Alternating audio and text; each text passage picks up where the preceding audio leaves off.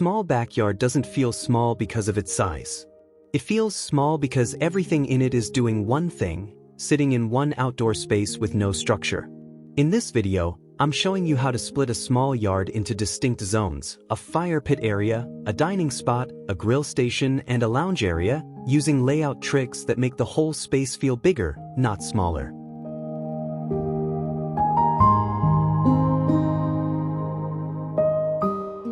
None of this requires a full renovation. It's about furniture placement, ground material, and a few plants positioned the right way. Let's start with the trick that does the most work for the least effort: privacy without walls.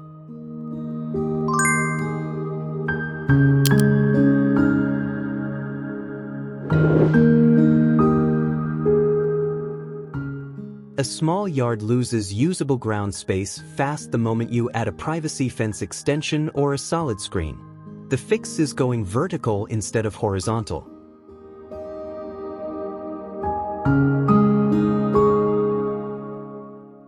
Mounted planters on an existing fence line take up zero ground space while still blocking sight lines from neighboring yards. You're using wall-mounted brackets rated for outdoor planters, spaced about 18 inches apart, filled with trailing plants that grow downward and fill the gaps between boxes within one full growing season.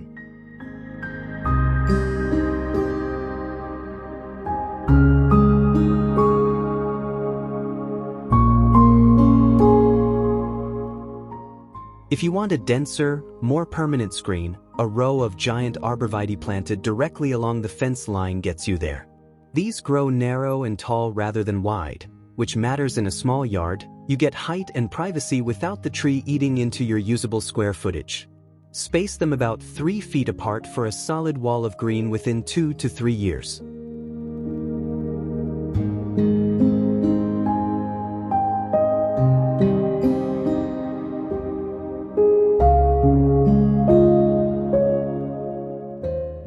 For a faster and cheaper option, climbing vines like jasmine or clematis grown on a simple trellis against the fence get you real coverage within a single season, and jasmine adds the benefit of scent in the evening, which matters directly for the ambient lighting zone we'll cover later in this video.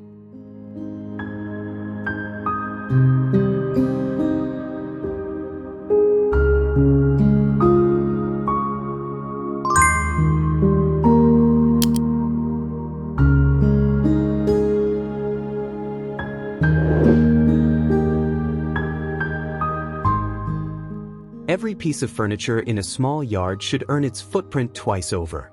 A dining chair that's only a dining chair is wasted space the other 20 hours of the day it's not being used for a meal.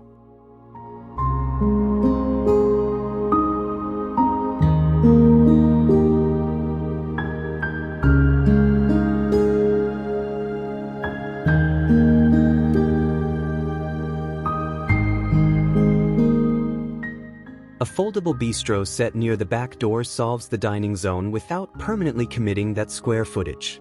When you're not eating outside, the set folds flat and leans against the house wall or fence, and that spot becomes open floor space again for anything else.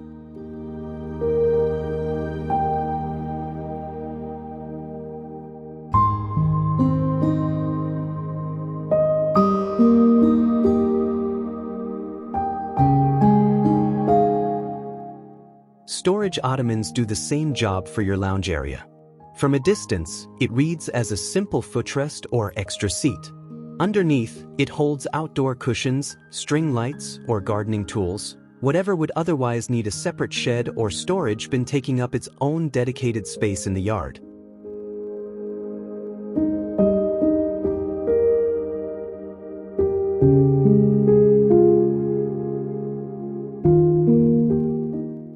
The rule to keep in mind here: before buying any yard furniture, ask what else that piece can do besides its obvious job. If the answer is nothing, it's probably not the right choice for a small outdoor space.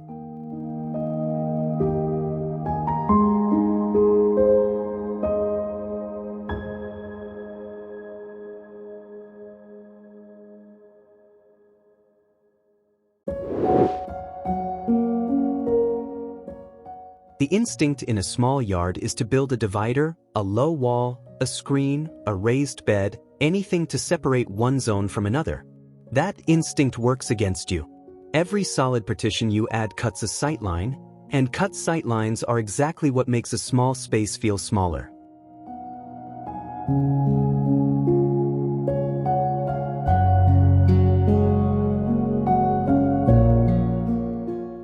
Ground material does the same job as a wall without blocking a single sightline.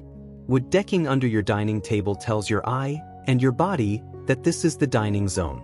Step off the decking onto smooth river gravel and you've entered a different zone, the lounge area or the path toward the fire pit, without a single physical barrier standing in the way.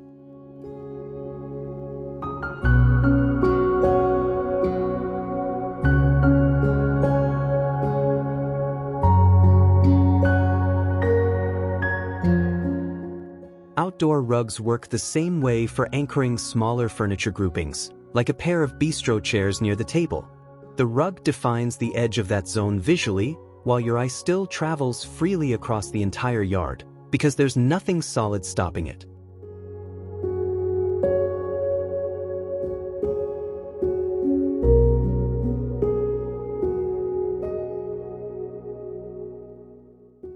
This is the single most important layout principle in this entire video.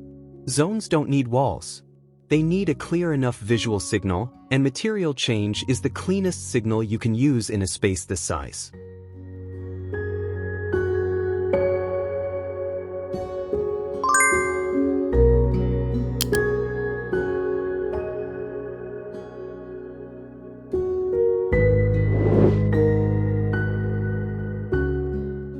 A flat yard, no matter how well laid out, reads as small because everything sits at the same height. Raising the eye line fixes this without adding square footage. Small plants or architectural plants in large pots are placed strategically.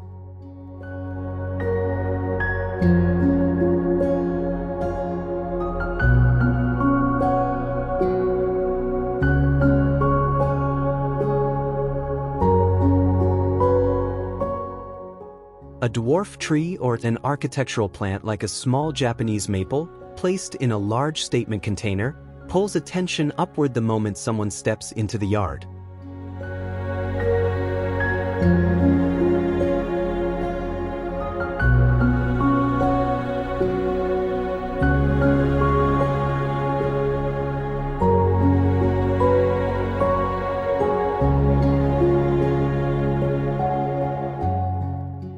That upward pull does something specific. It makes people perceive depth in the space, because their eyes are now tracking a vertical line instead of just scanning flat ground.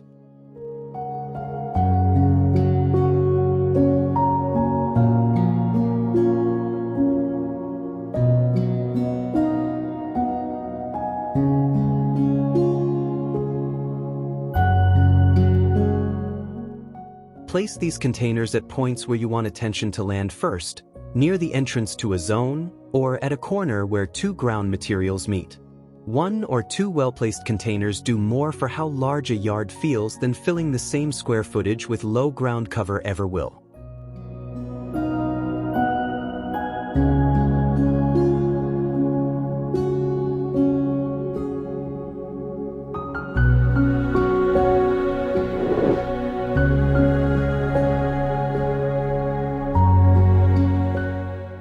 During the day, your fence and property line are the hard edge of your yard.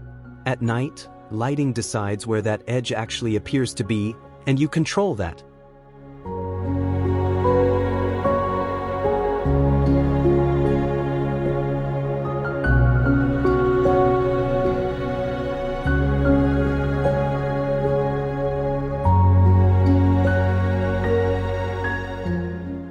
String fairy lights overhead across your main gathering zone do two things at once. They extend how many hours a day you can actually use the yard, since most small backyard time in a hot climate happens in the evening anyway once direct sun drops. And the light draws the eye upward again, similar to the container plants from the last zone, adding a sense of height to the space after dark.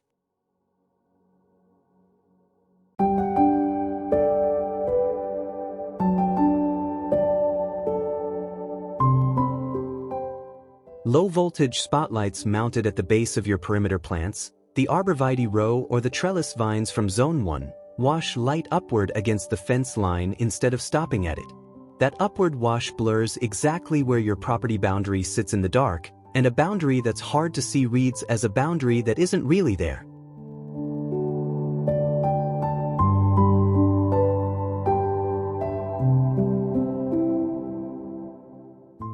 If small backyard layouts like this are something you're working through right now, I post a new project like this every week. Subscribe so you catch the next one, then let's cover the ground surface itself.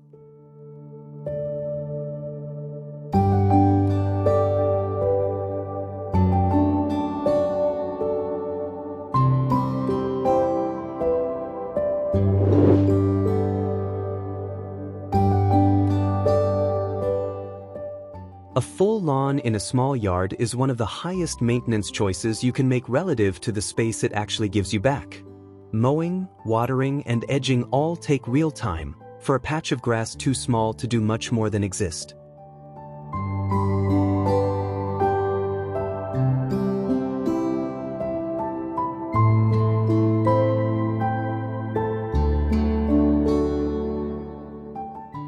A barefoot patio replaces that lawn with pavers spaced a few inches apart, filled with creeping thyme or moss instead of grass. You get a soft, walkable surface underfoot, the plants need far less water than turf grass, and the paver spacing itself creates a natural pattern that reads as intentional rather than plain.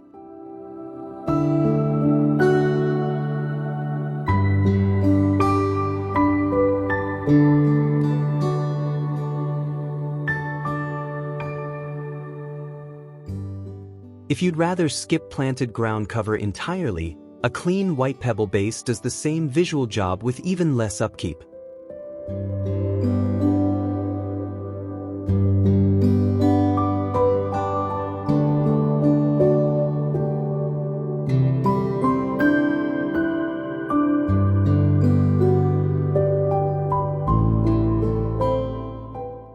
Decorate it with a few large potted plants instead of scattered small ones, since a small number of large statement pots reads as more deliberate than many small pots competing for attention across the same ground area.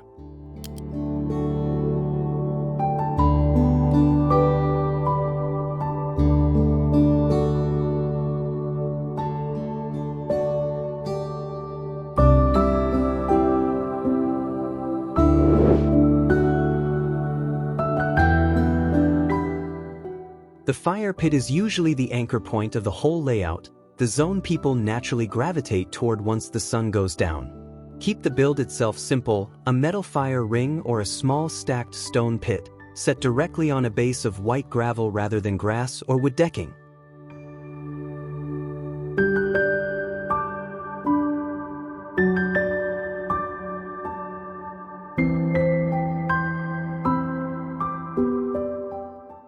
Since gravel handles heat and stray embers without the fire risk or scorch damage those other surfaces come with.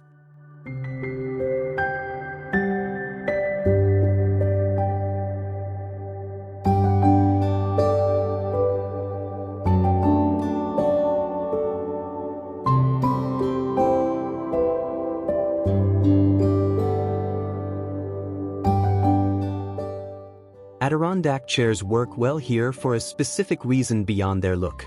Their low, reclined seat angle naturally points people's attention toward the fire instead of toward each other, which is exactly the effect you want in a gathering zone built around one central focal point.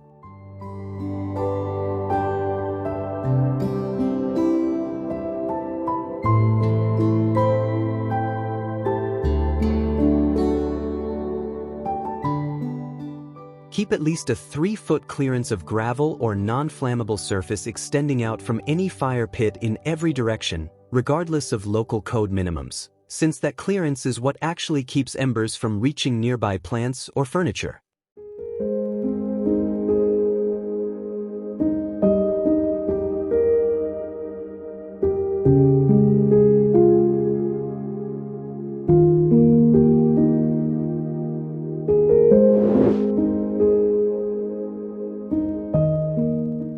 The grill station works best tucked into a corner, not centered in the yard, and the reason is practical rather than aesthetic. A corner placement keeps smoke and grill heat away from your seating zones, while staying close enough to the kitchen door that carrying food back and forth doesn't turn into a walk across the entire yard.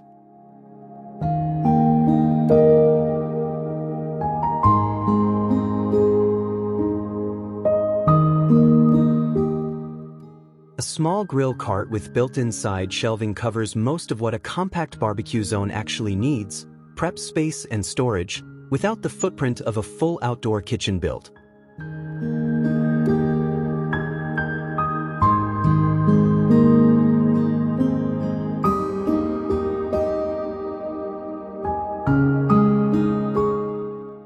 Position it on the same hard surface material as your dining zone, whether that's the wood decking or a paver section, so grease and heat aren't sitting directly on gravel or planted ground cover nearby.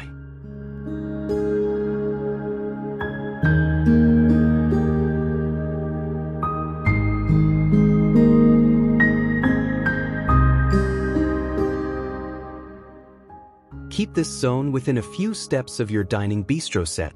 The distance between where food is cooked and where it's eaten is one of the most overlooked layout details in small backyard design, and closing that gap is a small change that makes the whole space function better every single time you use it.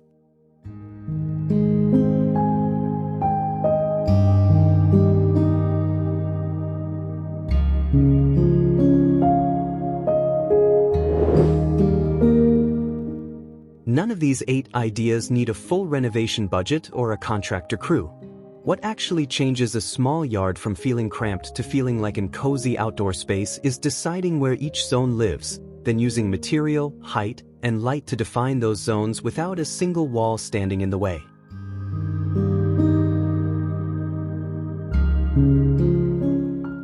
If you're working on a small backyard right now, tell me in the comments which zone you're tackling first: the fire pit, the dining spot, or the privacy screen. I'm building the next few videos around what people are actually working on. See you in the next one.